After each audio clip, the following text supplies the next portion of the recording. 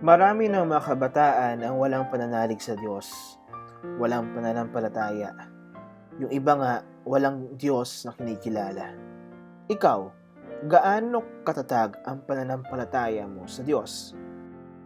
Um, Kasing tatag ng isang bamboo tree kung saan yung bamboo tree, although may mga pagsubok na dumaan kagaya ng hangin, nagbe-bend man siya pero tumatayo pa rin siya. Hahambing ko ang katatagan ng pananampalataya ko kay God sa isang kastilyong hindi agad-agad natitibag. Bakit kamo? Kasi sa kabila ng pagsubok na aking napagdaraanan sa araw-araw na pamumuhay ko sa mundong to, andun pa din yung humihingi pa rin ako ng pagtawag kay God. Alam ko na tao lang ako at marami akong pagkukulang, marami akong kahinaan. Pero kahit anumang pagdududa ko sa buhay, sa kanya pa rin lumalapit kasi alam ko na siya na yung makapagbigay sa akin ng lakas ng lahat ng kailangan ko sa buhay ko. Naisasabuhay ba talaga natin ang ating pananampalataya sa Diyos? Sa panahon ng pagkakahati-hati, diskriminasyon at kawalan ng respeto, paano ba natin ipinapahayag ang pananampalataya natin sa Diyos? Ako po si Bishop Milo at ang lahat ng ito ay tatalakayin natin dito sa #blessings. #blessings. Our lives are gifts from above. #blessings. You fill our hearts with love. #blessings. Our lives are gifts from above. #blessings. You fill our hearts with love. Joy, peace, patience, these are things that matter. Kindness, goodness, longanimity, mildness, faithfulness, modesty, continence, and chastity. Diyos naming Ama, inihahabili namin sa iyo ang lahat ng mga kabataang lalaki at babae sa buong mundo, lalong-lalo na ang iyong mga naliligaw ng landas. Kaisa na kanilang mga suliranin, mga naisin, pangarap sa buhay at pag-asa. Lingapin mo sila ng may pagmamahal at gawin silang mga manggagawa para sa kapayapaan at tagapagbuo ng pagmamahal ng kabihasnan. Tawagin mo sila na tumugon at sumunod kay Jesus na iyong anak. Naway maunawaan nilang magbigay ng buong sarili para sa iyo at sa sangkatauhan. Gawin mo silang magiting, matatag, bigyan ng lakas sa pakikipagtunggali at pagharap sa lahat ng hirap sa buhay. Pakinggan mo kami, Panginoon, sa aming panalangin para sa mga kabataan. Naway samahan sila ng mahal na Birheng Maria, Ina ng Panginoon at ating ina sa panahon ng tukso, at bahaginan nawa niya kami ng lakas ng loob na ibigan ka, o Panginoong aming Diyos. Tulungan mo nawa na maintindihan namin ang pagtawag na ginawa mo sa amin upang iyong tunay na pag-ibig ay dumaloy sa amin. Amen. Ang mabuting balita ng Panginoon ayon kay San Juan. Noong panahong iyon, dumating si Jesus sa isang bayan sa Samaria na tinatawag na Sicar, malapit sa bukid na ibinigay ni Jacob sa kanyang anak na si Jose. Dito matatagpuan ang balon ni Jacob. Umupo si Jesus sa tabi nito sapagkat siya'y napagod sa paglalakbay, halos katanghaliang tapat na noon.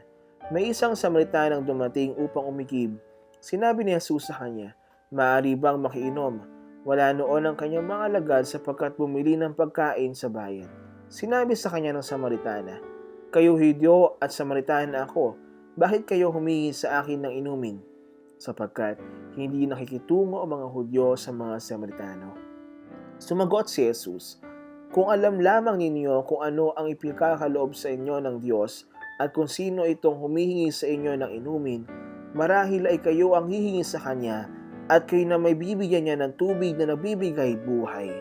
Ginoo, wika ng babae. Malalim ang balong ito at wala man lamang kayong panalok. Saan kayo kukuha ng tubig na nagbibigay buhay? Higit pa ba kayo kaysa aming ninunong si Jacob na nabigay sa amin ang balong ito? Uminom siya rito pati ang kanyang mga anak at ang kanyang mga hayop.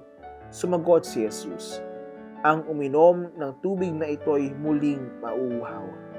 Ito ay magiging isang bukal sa loob niya, babalong at magbibigay sa kanya ng buhay na walang hanggan. Sinabi ng babae, Ginoo, kung gayon po ibigyan niyo ako ng tubig na sinasabi ninyo, na hindi na ako mauhaw ni pumarito pa upang sumalok. Ginoo, sa wari ko'y propeta kayo. Dito sa bundok na ito sumamba sa Diyos ang aming mga magulang, ngunit sinasabi ninyo ang mga Hudyo na sa Jerusalem lamang dapat sambahin ng Diyos. Tinugon siya ni Jesus, maniwala ka sa akin, ginang. Dumarating na ang panahon na sasambahin ninyo ang Ama, hindi lamang sa bundok na ito o sa Jerusalem.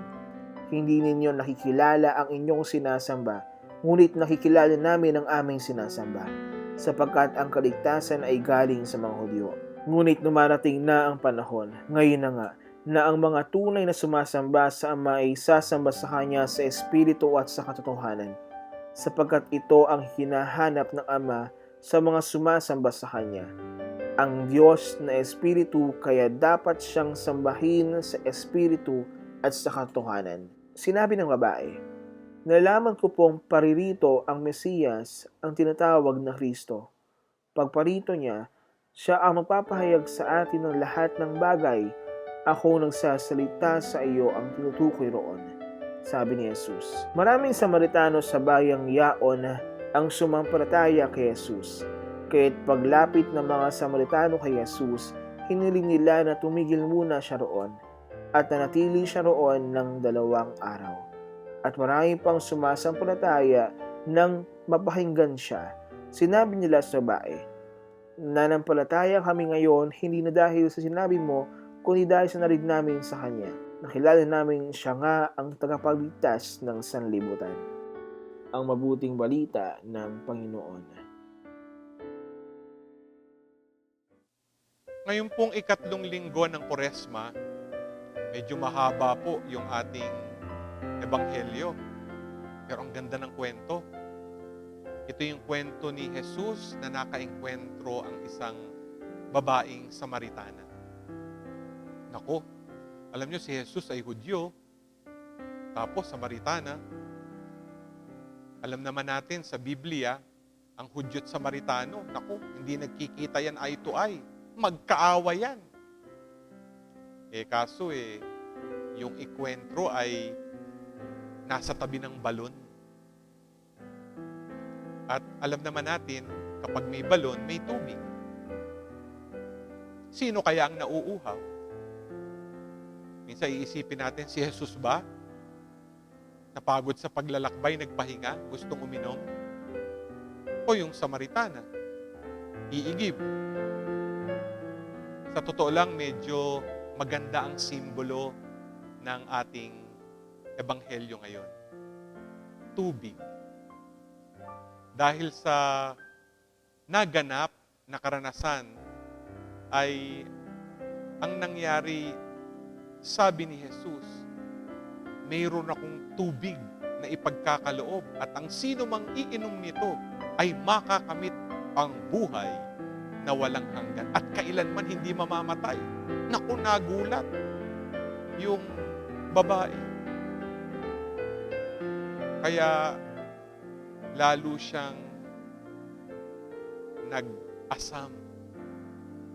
Hindi lang asam na may malalim na pagtataka, may paghahangad. Sabi niya, naku, gusto ko yung tubig na yan.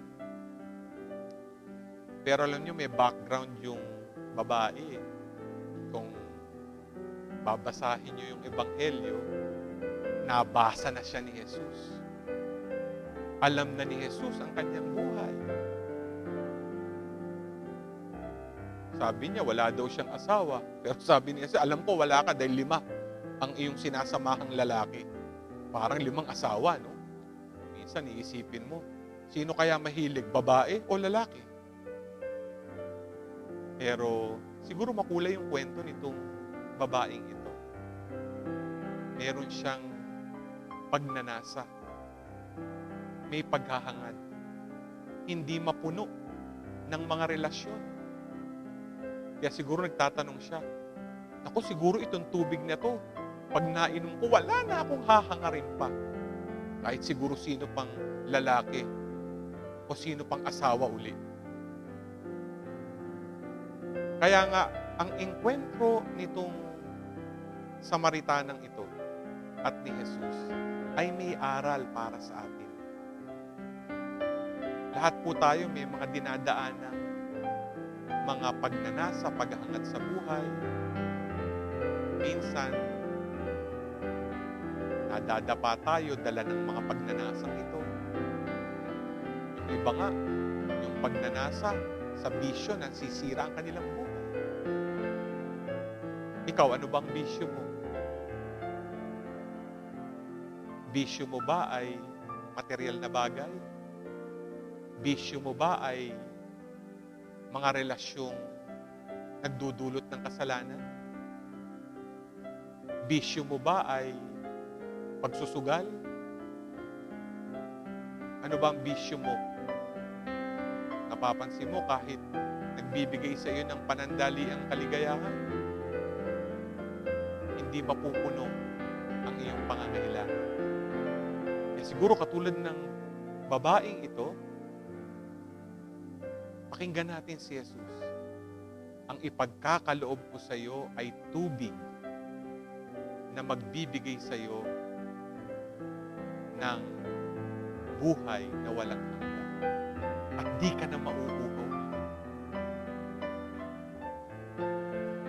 Mga minamahal na kapatid kay Kristo, nung ang babaeng Samaritana ay namulatan at nakitang pinagkaloob ng Panginoon, nasasaad sa Ebanghelyo na ito ay kanyang pinangalat. Ikinuwento niya. Nagkaroon siya ng pagbabagong loob. Hindi lang pagmumulat, pagbabagong loob. Maaaring nagdulot ng pagbabagong buhay. At pati yung mga kasama niyang kakilala, kapitbahay, hindi makapaniwala sa kanilang narinig.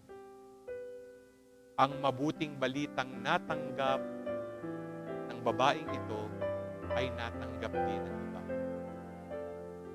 Ito ang mabuting balita ni Kristo sa atin. Uminom sa tubig na kanyang ipinagkakaloob. Kailanman, hindi na tayo mauuhaw sa mundong nagdudulot ng kasalanan. Pag uminom tayo sa tubig mula sa bukal ni Jesus, magdudulot ito ng kapanatagan sa ating puso. Pagbabagong buhay. Buhay tungo sa Diyos.